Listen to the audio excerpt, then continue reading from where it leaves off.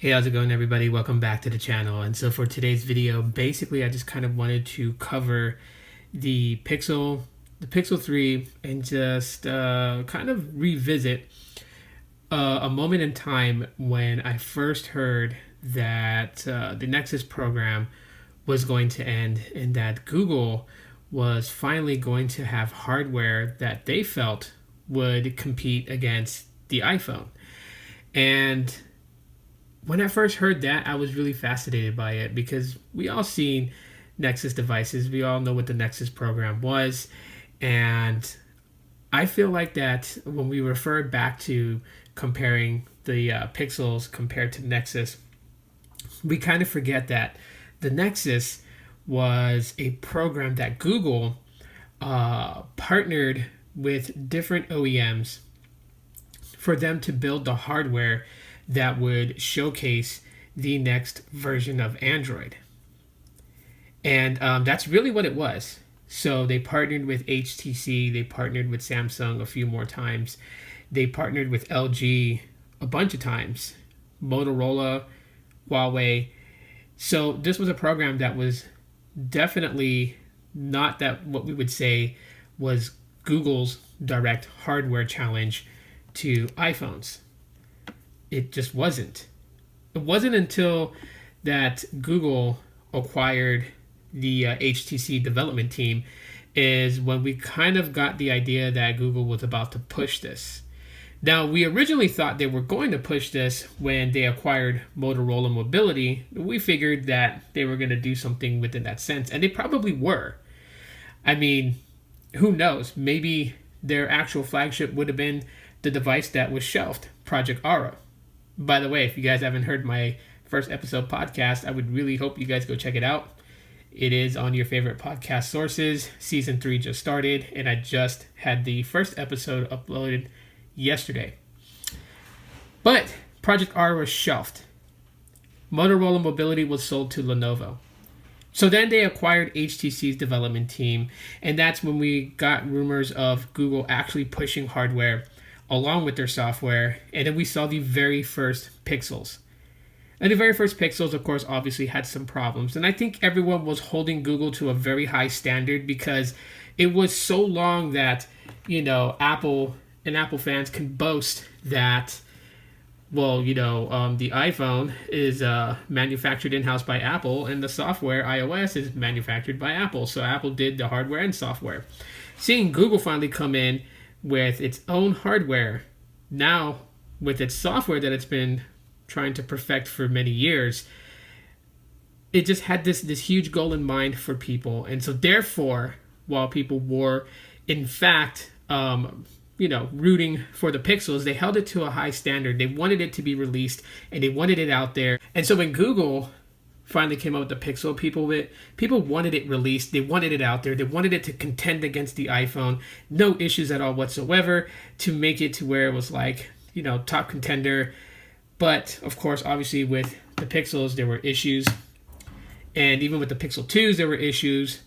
And I want to say that probably one of the best releases from Google when it came to the flagship Pixels would be in fact the Pixel 3. Now, if you want to say overall the best Pixel device ever released by Google, currently to this date, would be the Pixel 3a. But if we're just talking flagships here, the Pixel 3 would be it. It had minimum bug issues compared to the Pixel 2 XL's screen burn-in issue and various other bug issues, and the Pixel 1 with the audio issue because of bad soldering on the motherboard, and the Pixel 4 with people's love or hate for the specifications. And I'm not talking the 4 XL, I'm talking the Pixel 4. The Pixel 3, in my opinion, had to be probably one of the best releases of the 4 generations of flagships by Google. And to me, continues to still provide and still fascinate me with its all-out performance and just the way it handles things. Kind of the reason, I guess, while I wanted to rush out and get the Pixel 4, I wanted to have that device in hand and be able to offer my experience on it. It's kind of hard for me to walk away from my Pixel 3. In fact, the way that I feel about the Pixel 3 is that this device can definitely hold on for another 2 or 3 years. And now I can see myself holding this phone for another 2 to 3 years and continue to use it. I love all its capabilities, its functions, performances. It's still top notch in my book. I mean, I've used various different smartphones, and to be honest with a lot of people, I've used a lot of smartphones for the simple fact is that there hasn't been one that's really satisfied to the point of what I needed out of a phone. And so I would go to the next one and to the next one and to the next one. And the bonus of that was that I got to unbox a phone and then give you guys a first impressions and a full review on it. At the same time, I would then get tired of the phone or just find certain things about it that it lacked. And the Pixel 3 has not done that. I mean, how many videos have you guys seen on my channel where I had to make a total rant about the Pixel 3? There was only one video that I made that said that the Pixel 3 may be showing its age. I had to retract some of that because the audio issue really was just that the speaker ports were dirty, submerged in water for 10 seconds and then playing sound and letting the sound kind of like bubble the water out of the speaker actually cleaned it, and my audio had to be turned back to the day it was when I first took it out the box. So that was kind of my bad on my part, not on the phone. Performance-wise, it's still handling everything well. I mean, it only has 64 gigs of internal storage, so I'm not downloading a bunch of crazy games and stuff like that on there, but I've played a few games on here just to kind of try it out, and it's still, it still performs great. It's still, in my opinion, like buttery smooth to me. And yes, while people consider and say, well, it doesn't have a 90 hertz refresh rate or a 120 hertz refresh rate, look, I don't care how fast or fluid this thing scrolls. That's all that the refresh rate really does, is just you see a difference in the scrolling. That's pretty much it.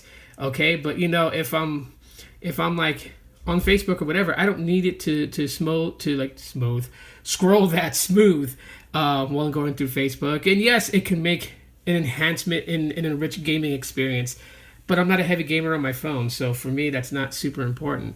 A 60 hertz refresh rate is not going to kill me to have that.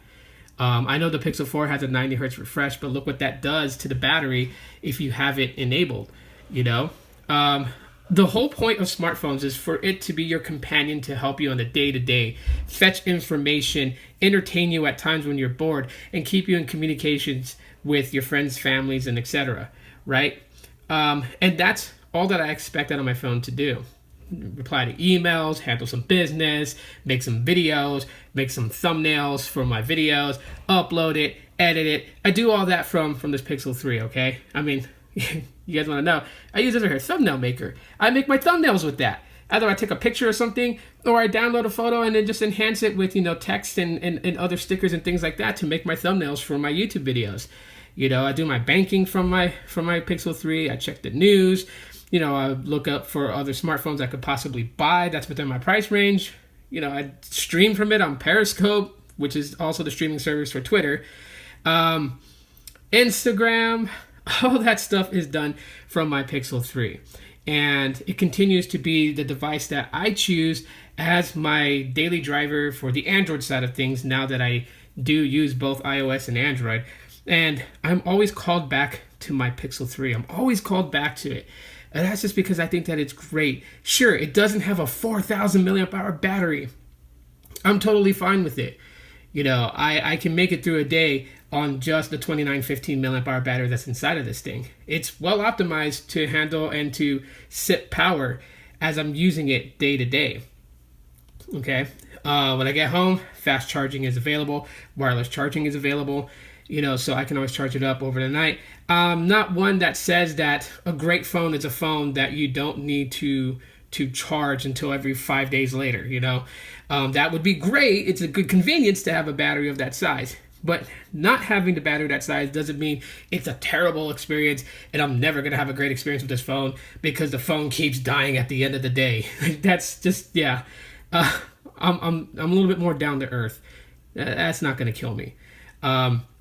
But I think above all, one of my most favorite things about the Pixel 3 and the Pixel lineup itself and the fact that Google finally has a device that, in my opinion, can contend against the iPhone. You can name 1,001 reasons why the iPhone is so much better. They did it longer. They've, everything else. And of course, yeah, they did it longer than, Google or their Pixel devices, obviously. But There is one attribute of my Pixel that I still love till today, and that is the cameras, still photography. And I love taking pictures of like my day, what's happening, if it's like raining here in Phoenix, because we rarely get any rain, and I will snap a photo of how the sky looks. I will snap a photo of what I'm eating because I want to share like this awesome, amazing looking dish that someone prepared for me to eat, and I wanted you guys to see the experience by just taking a photo of it. Taking pictures of my family, memories to last. That's the most important thing when it comes to a photo. And I want to get a good photo. Thanksgiving Day, Christmas Day, New Year's, birthdays, things like that. The Pixel still takes great photos. You cannot deny that. Sorry, it does. Videography, yes, it could do better. Okay, it could do better. But you know what? When I shoot a video with my Pixel 3, it's not like it's being shot through a potato. So it's still doing what I need it to do. When it comes to Google and their Pixel devices, I get it. People want this thing to be supremely good because they really want to see it contend against the iPhone, right? The iPhone's been doing it for so long that they pretty much know how to do it. They know how to build hardware and to have their software pretty much optimized, coupled with it, and release it year after year after year after year. Google is still new to the game. They're only with their 4th generation flagship, their 5th ever hardware device. You got to throw the Pixel 3a in there, even though it's not flagship. It is still, Pixel 3a is probably one of the best mid-range devices I can say. And hopefully Google is thinking of releasing a Pixel 4a. That would be totally awesome if they did. And I think they should. I think they should go for it. Screw what everyone said about the Pixel 4. Don't let that beat you down, Google, and make you a Pixel 4a. And follow the similar skeleton of what you did to bring out the Pixel 3a, and you can't go wrong. And as far as flagships, you're going to have your very first release, the Pixel 1. You're going to have the sophomore jinx in the Pixel 2. You're going to have a better release with the Pixel 3, 3rd iteration.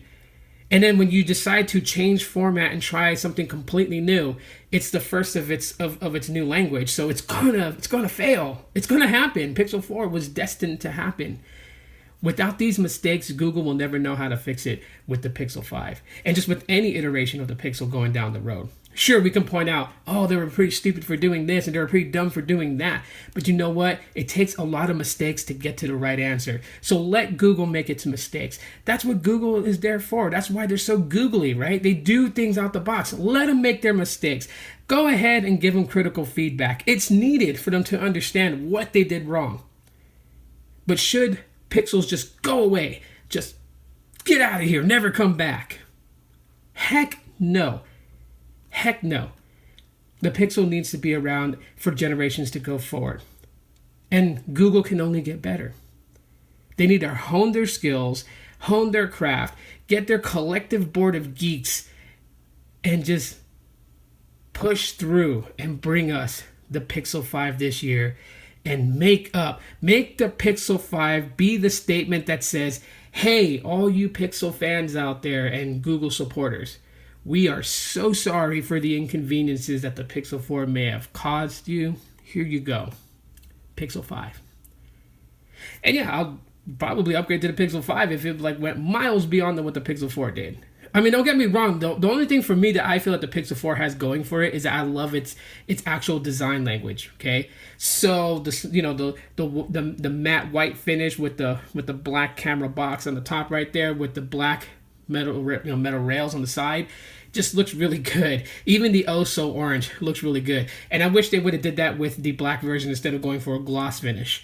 But that's really about it that entices me for the Pixel 4.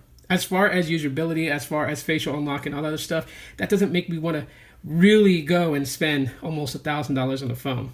And my Pixel 3 still handles things fairly well. And the cameras are still good. And a lot of the tricks that the Pixel 4 has trickled to the Pixel 3.